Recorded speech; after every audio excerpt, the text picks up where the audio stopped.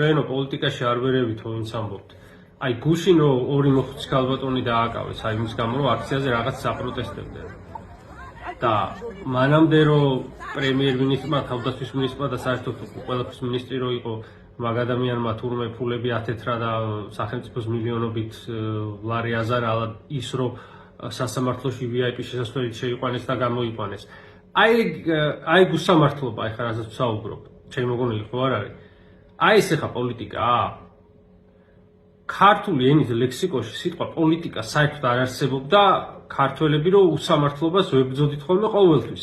ეგეთი ხალხი ვართ რა, შეიძლება ბევრი რამე მოგითმინოთ, შეიძლება გაჭირვება მოგითმინოთ, უფულობა, უდენობა, უგაზობა, სიცივე, სიცხე, მაგრამ აი უსამართლობას აი ყოველთვის ისტორიულად ესე იყო რომ უსამართლობას ვერ ვებუებოდით რა.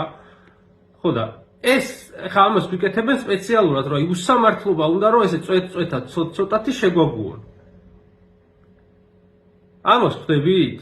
მაგას აკეთებენ სპეციალურად, და ესე ყოველდღე პატარ-პატარა უსამართლობებს გვაწვეთებენ, რომ გაგხედნონ რა.